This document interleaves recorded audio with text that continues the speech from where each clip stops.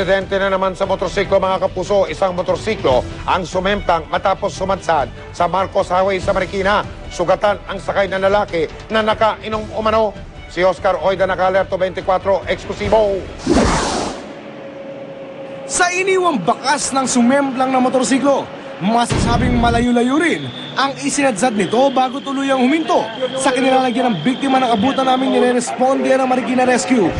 Halos di makapagsalita ang naturang lalaki sa tindi na matinawang pinsala sa iba't ibang parte ng katawan. Ayon sa mga rescuer, umipit pa raw kasi ang paa nito sa rayos ng gulong, kung kaya't lalong lumala ang sitwasyon. Mag-aalas 3 na madaling araw nang magatar umano ang motorsiklo ng biktima sa bahagi ito ng Marcos Highway, Marikina City. Nabiho siya sir eh. Mislide lang siguro sa tagiliran. Kaya sa sobrang bilis ng takbo niya, nakita yung pinaanan. Nag-gutter yan? Opo. Mabuti na lang at may mga nagmalasakit na motorista. Kanina, huminto lang ako kasi nakasemplang siya. Walang nag-aano sa kanya. Nakasemplang lang siya dyan, nakahiga siya, hinintuan ko. So, yun. Initially, akala ko patay na eh. Pero nung pinulsuhan ko, gumalaw. As binlock ko na siya nung kotse ko. Dahil mga truck yung dumadaan eh. Kung sila raw ang tatanungin, sa amoy pa lang ng biktima, di may tatangging nakainom ang biktima. Mukhang nakainom. Sabi niya, nakainom daw siya eh. Siya na yung nagsabi na nakainom siya.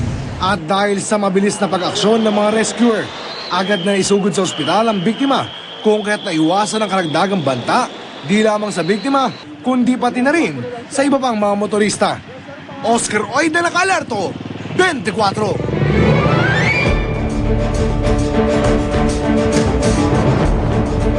Nadaragdagan ang mga bumabatiko sa pagtakbo ni Pangulong Arroyo sa pagkakongresista sa Pampanga. Ang payo ni dating Pangulong Fidel Ramos sa Pangulo, mag-resign para patas ang laban.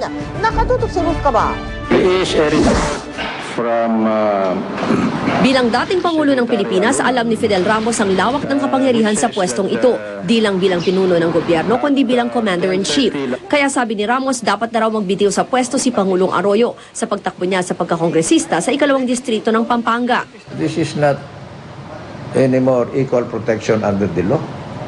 It is not also equal opportunity.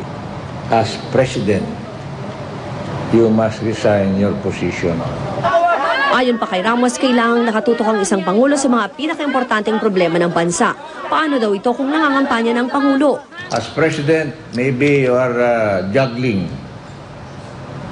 at least 10 hot potatoes, which are national problems. Why did you have to spend so much time to go on 50 trips within the last couple of months instead of making 50 trips to Mindanao, especially Maguindanao province? Sagot naman ng abogado ni Pangulong Arroyo, hindi raw magbibitiw ang Pangulo dahil wala naman daw kailangang ipantay. Halos wala raw kalaban ng Pangulo sa kanyang pagtakbo. Dagdag niya ni hindi raw kailangang gaanong mangampanya ni Arroyo dahil ang mga supporter daw nito ang nangakong mangangampanya para sa kanya. Tatlong makakalaban ng Pangulo sa 2nd District ng Pampanga. Sabi nila, may iba rin namang magagaling na Kapampangan. Bigyan lang daw sana ng pagkakataon ni Ginang Arroyo na makapagsilbi rin sa mga kabalin nila. Ang arkitektong si Adonis Simpao, kandidato ng Liberal Party, wala raw sanang planong sumabak sa politika. Sa popularidad, sa makinarya, lahat meron si Madam President at lahat ng meron siya ay wala ako. Naasahan lang naman natin ditong kakampi natin ay ang mga Kapampangan na naninindigan din at nagnanais ng pagbabago. Si Filipina Sampang, isang negosyante, tumakbo para daw mabigyan ng mas maraming mapagpipilian ang mga botante.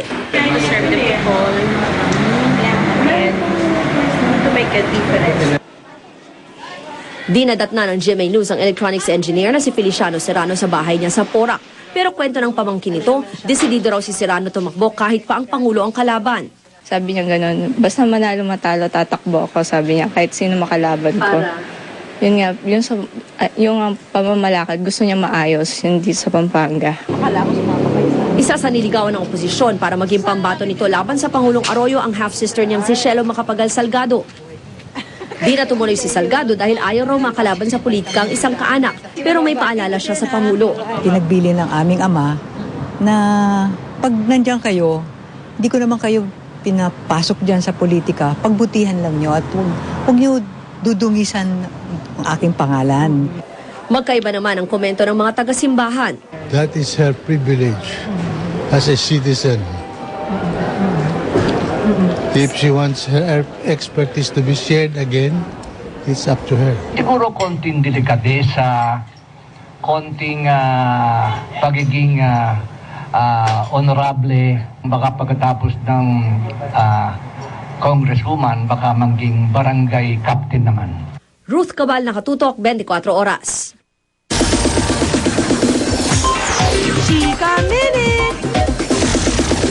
Very happy ang Queen of Philippine Movies na si Susan Roces sa kanyang Christmas project dito sa GMA. Sa eleksyon, may napili na kayang presidential candidate si Tita Susan. Alamin yan sa chika ni Lars Santiago.